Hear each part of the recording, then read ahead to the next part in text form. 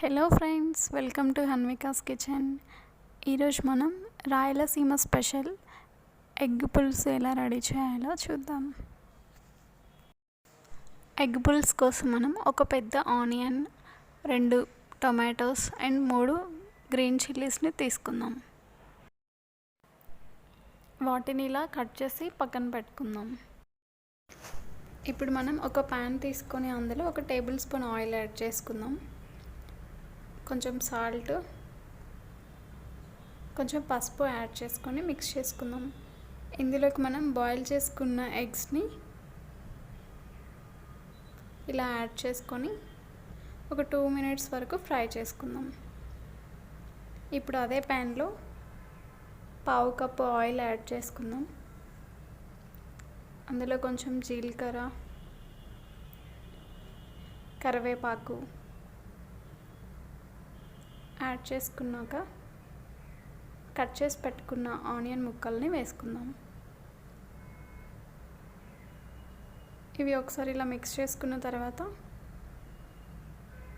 మనం కట్ చేసిన గ్రీన్ చిల్లీస్ని కూడా యాడ్ చేసుకుందాం. వీటిని ఇలా 2 మినిట్స్ వరకు ఫ్రై చేసుకుందాం. ఈ ఆనియన్ పచ్చి స్మెల్ పోయేంత వరకు ఇలా ఫ్రై చేసుకుందాం. ఇప్పుడు ఇందులో కొంచెం పసుపు, కొంచెం సాల్ట్ వేసుకొని ఇలా కలుపుకొని మరొక 2 మినిట్స్ ఫ్రై చేసుకుందాం. ఇప్పుడు ఇందులోకి మనం కట్ చేసి పెట్టుకున్న టొమాటోస్ని యాడ్ చేసుకొని ఒకసారి కలుపుకుందాం.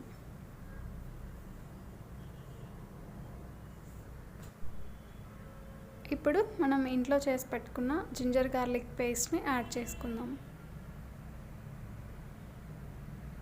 వీటిని మంచిగా మిక్స్ చేసుకొని టొమాటోస్ సాఫ్ట్ అయ్యేంత వరకు కుక్ చేసుకుందాం. మధ్య మధ్యలో కలుపుకుంటూ ఇలా కుక్ చేసుకుందాం. ఇప్పుడు ఇందులోకి 1 స్పూన్ చిల్లీ పౌడర్, కొంచెం గరం మసాలా, 1 స్పూన్ ధనియాల పౌడర్ యాడ్ చేసుకుందాం. అలాగే చింతపండు రసం, చింతపండుని ముందే నానబెట్టుకొని అందులోంచి రసం తీసుకొని అది కూడా యాడ్ చేసుకోవాలి.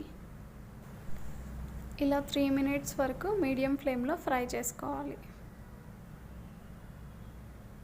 ఇప్పుడు ఇందులోకి 1 గ్లాస్ వాటర్ యాడ్ చేసుకుందాం.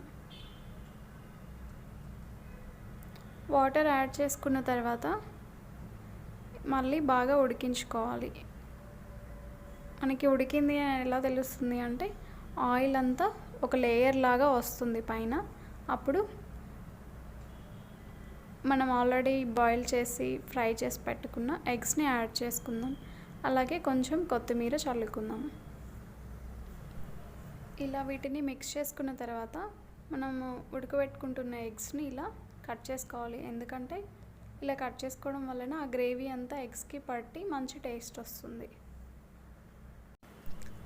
ఇలా సిమ్లో మనం ఒక 4 మినిట్స్ వరకు కుక్ చేసుకుందాం.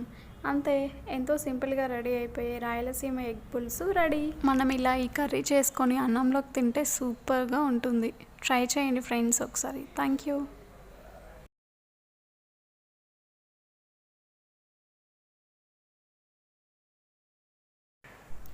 ఇలాంటి మరిన్ని రెసిపీస్ కోసం please like, share and subscribe to Hanvikas kitchen. Thank you.